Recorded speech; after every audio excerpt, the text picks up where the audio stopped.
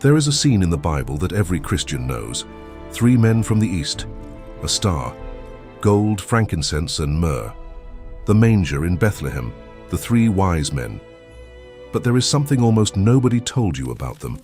The word the Gospel of Matthew uses to describe them in Greek is magoi.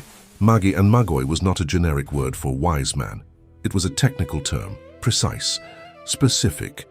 It meant priests of a very ancient Persian religion called Zoroastrianism, the religion of Zarathustra. And when you understand who these men were and what they believed, the scene in Bethlehem becomes far more extraordinary than it appears at first glance. Because the Magi did not go to Bethlehem by chance. They went because their religion had been expecting that moment for centuries.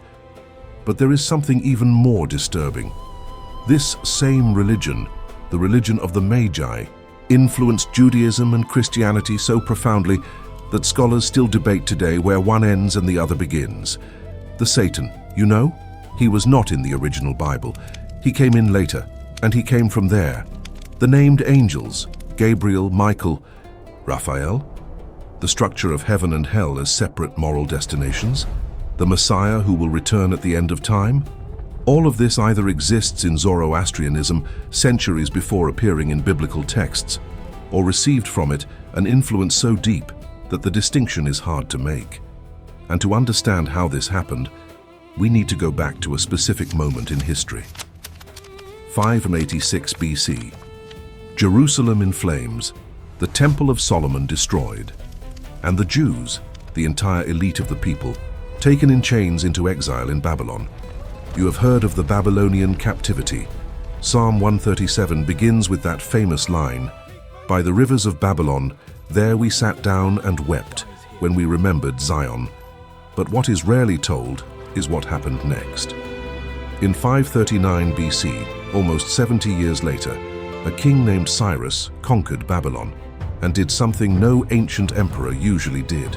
He freed the captives, not only the Jews, all the peoples that Babylon had deported.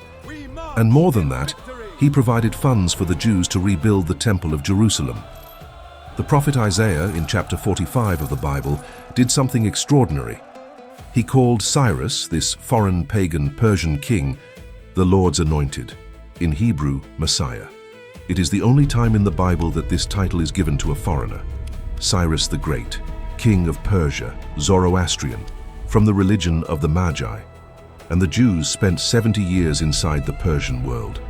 70 years living alongside the ideas, the texts, the theology of this religion. And when they returned to Jerusalem, they came back different, not as copies, as dialogue. And this is where the story becomes truly disturbing, because in the oldest parts of the Hebrew Bible, before the exile, before contact with Persia, there is a figure called Ha-Satan, in Hebrew, literally, the accuser. But in the book of Job, which is one of the oldest texts, Ha-Satan is not the cosmic enemy of God. He is a member of the divine court, a prosecutor, who talks with God, asks permission, acts under divine authorization. In Job, God and Ha-Satan have an almost bureaucratic conversation about Job's faith. Ha-Satan proposes the test. God authorizes it. There is no kingdom of darkness, no cosmic war, no autonomous adversary who governs evil. There is a functionary. Now think about the Satan you know from the New Testament. The tempter of Jesus in the desert, the prince of this world, the enemy who will be defeated in Revelation. That transformation from functionary to cosmic adversary happened in the texts written after the exile. And Zoroastrianism, centuries earlier, already had that structure ready.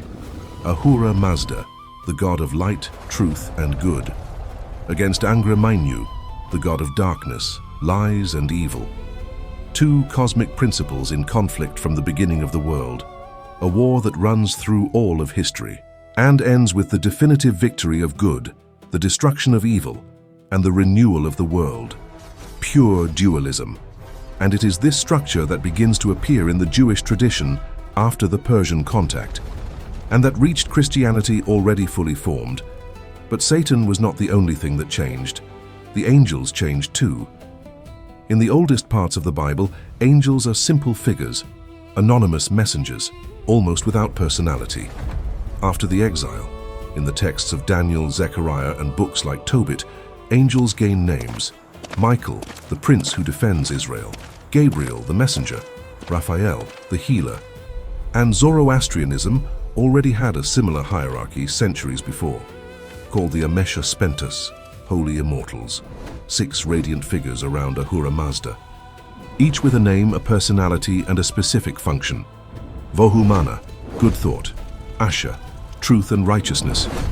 Kshathra, righteous power. 6 beings with names, functions, personalities, forming an organized heavenly court. The similarity with the archangels that enter the post-exile Jewish tradition has not gone unnoticed by any serious scholar of the history of religions. And there is more. Before the exile, the Hebrew tradition had no clear idea of heaven and hell as separate destinations. The dead went to Sheol, a shadowy underworld, the same for everyone. Good and evil together in a kind of shadow. After the exile, that changes. Heaven and hell emerge as different destinations based on how a person lived. In Zoroastrianism, this framework already existed in precise detail. The righteous cross after death, the Chinvat bridge, and go to the house of good thought. The wicked fall from the bridge and go to the house of lies. This binary moral structure, with specific destinations based on life choices, appears in Zoroastrianism centuries before it enters the Jewish tradition in force. And the greatest influence of all, the one that most directly touches the heart of the Christian faith, I still have not mentioned. The end of times. Zoroastrianism has, since its oldest texts, a complete eschatological vision. At the end of the world, Ahura Mazda definitively defeats Angra Mainyu. The dead are resurrected. Everyone passes through a river of molten metal that purifies the righteous and burns the wicked. And the world is restored to its original perfection. This event is called Frashokareti, the final renewal. And in that renewal, there is a central figure, a savior who comes at the end of times to lead the final battle, called the Saoshyant. The structure is identical to Christian eschatology. A savior, a final battle, the resurrection of the dead, judgment, the renewal of the world. In Zoroastrianism, centuries before it appears in the New Testament, I am not saying Christianity was invented from Zoroastrianism. Religions dialogue, receive influences, reinterpret ideas within their own structures. What I am saying is what honest scholarship says, that many of the concepts we today associate with Judaism and Christianity already existed, fully formed, in a much older Persian religion, and that these concepts probably entered Judaism during the 70 years the Jews lived inside the Persian world, not as a copy, as dialogue between great traditions. And now go back to the scene in Bethlehem. The Magi from the East, priests of Zoroastrianism, of the religion that awaited the Saoshyant, the savior who would come at the end of time. They saw a star, and they went. They did not go to Bethlehem as curious foreigners. They went as men who believed that what their tradition had awaited for centuries was happening. And the Gospel of Matthew, written by a Jew, for Jews, makes a point of including that detail. The first to recognize Jesus as king were not the priests of the Temple of Jerusalem, not the scribes and Pharisees. They were 3 priests of a non-biblical religion from the East following a star. The grace of God, according to the Gospel itself, was already working in other peoples, in other traditions, in other languages, long before the child was born. And the Magi are the most beautiful sign of that. In Sunday's documentary, we go to the territory of this same tradition, because Zoroastrianism was the religion of the first great empire that described, in technical detail, the construction of an underground city. The city of King Yima, built beneath the earth to preserve life against a devastating winter that would cover the world.